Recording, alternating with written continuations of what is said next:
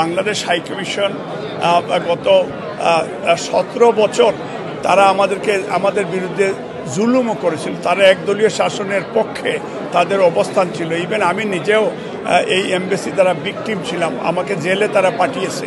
আমার বাড়িতে 2বার Russian hitman তারা পাঠিয়েছিল এবং এইখান থেকেই নীল নকশা তৈরি করে বিনা ভোটের মেয়র, বিনা ভোটের এমপি তারা আমার সিলেটের বাড়িতেও আগুন সংযোগ করে ভাঙচুর করেছিল।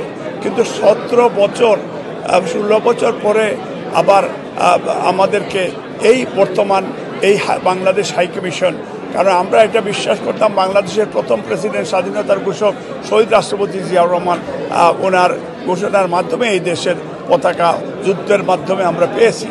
আমাদের mother of democracy Begum Khaleda Xiao উনি দেশের জন্য, গণতন্ত্রের জন্য যুদ্ধ করেছেন।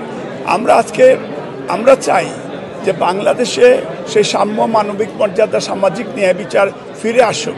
আজকে আমরা এখানে যেহেতু আমাদের দল ডক্টর ইউনূস সাহেবকে সহযোগিতা করছে এবং দেশেও আমাদের মহাসচিবও বিভিন্ন অংশগ্রহণ করছেন, এখানেও আমাদের হাই কমিশনার, আমাদের ভারপ্রাপ্ত চেয়ারম্যান সাহেব, আমাদের দেশনেত্রী বেগম খালেদা জিয়া, ডক্টর জাহিদ আমাকে এবং আমাদের দলকে ওনারা সরাসরি আমন্ত্রণ জানিয়েছেন।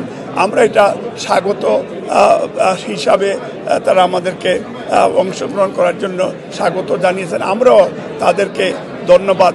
দেশের যে এই স্বাধীন দেশের আজকে আবার প্রমাণ হলো যে আমরা আশা করছি যে গণতন্ত্র এবং এই স্বাধীনতা স্বাদ আমরা প্রত্যেকটা প্রবাসী বাংলাদেশিরা দলমত নির্বিশেষে এক্সেপ্ট ফেসিস্ট ছাড়া আমরা সবাই এনজয় করব। এই জন্য আমাদের নেত্রীর শুভেচ্ছা জানাচ্ছি আপনাদের মাধ্যমে। আজকের এই অনুষ্ঠানে দেশনায়ক তারেক রহমানের ভারপ্রাপ্ত চেয়ারম্যান সাহেবের শুভেচ্ছা জানাচ্ছি এই অনুষ্ঠানে এবং প্রবাসীদের কে নিয়ে আশা করছি বর্তমান হাই কমিশনার তার অফিসকে আগামী ডিসেম্বরে যে নির্বাচন ঘোষণা দিয়েছে আমাদের ডক্টর ইউনূস সাহেব বাংলাদেশে, এবং যাতে গণতন্ত্র পুনরুদ্ধার হয়, এই জন্য ডিপ্লোম্যাটিক মিশনে বাংলাদেশের এই হাই কমিশনার উনি দেশের পক্ষে, দলের পক্ষে, নির্বাচনের পক্ষে, মানবাধিকারের পক্ষে এবং বাংলাদেশের ন্যায় বিচার সুপ্রতিষ্ঠার পক্ষে উনি কাজ করবেন, এটা আমাদের প্রত্যাশা। দীর্ঘ 16 বছর পরে আজকে বাংলাদেশ হাই কমিশনের ইনভাইটেশনে আমরা এসেছি। আমাদের এই নিজের বাংলাদেশের হাই কমিশন একটা অচেনা জায়গা ছিল। যেভাবে বাংলাদেশ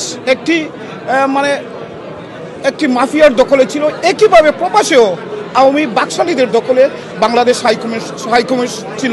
হাই কমিশন এইরকম একটি অনুষ্ঠানেও প্রবাসী যারা আমরা বিভিন্ন বাংলাদেশের যে রাজনৈতিক দল কাউকে দাওয়াত দেওয়ার অধিকার রাখতো না, তারা জোর করে এটা ধরে রাখতো। দীর্ঘদিন পরে বাংলাদেশে মাফিয়া পতনের কারণে 17 বছর বাংলাদেশের জাতীয়তাবাদী দলের ভারপ্রাপ্ত চেয়ারম্যান দেশনায়ক তারেক রহমান আন্দোলন সংগ্রামের মাধ্যমে জুলাই আগস্টের এই আন্দোলনের মাধ্যমে এই ফ্যাসিস্টের পতন হয়েছে। বাংলাদেশে ফ্যাসিস্টের পতনের পাশাপাশি একই টাইমে এই যুক্তরাজ্যে যারা বাংলাদেশ হাই কমিশনারকে ঘিরে রেখেছিল, দখল করে রেখেছিল, জোর করে একটা আওয়ামী লীগের একটা অফিস বানিয়েছিল, সেখান থেকে মুক্ত হয়েছে। এটার প্রমাণ আজকে যারা বাংলাদেশের এই প্রবাসী বাংলাদেশিরা দাওয়াত পেয়েছে, ইনভাইট পেয়েছে বাংলাদেশ হাই কমিশন, এটা আরেকটি বাংলাদেশ। তাই আমি হাই কমিশন সহ হাই কমিশনের সকল অফিসার সবাইকে আমি ধন্যবাদ এবং কৃতজ্ঞতা জানাই। যুক্তরাজ্য বিএনপির সবাই দাওয়াত পেয়েছেন, এটা একটা বাংলাদেশের সর্ববৃহৎ রাজনৈতিক দল। আমরা যুক্তরাজ্য বিএনপির পক্ষ থেকে ধন্যবাদ জানাই। আমরা চাই ভবিষ্যতে বাংলাদেশ হাইকমিশন যুক্তরাজ্য এটা বাংলাদেশের হাইকমিশন তার কোনো দলের হোক, এটা আমরা চাই না। সবাইকে ধন্যবাদ। আপনারাও আগে এসেছেন, আজকে এটা ডিফারেন্ট আপনারা দেখতেছেন। আমরা সবাই খুব উজ্জীবিত, আনন্দিত এটা বাংলাদেশ হাইকমিশনের ইনভাইটেশন। ধন্যবাদ।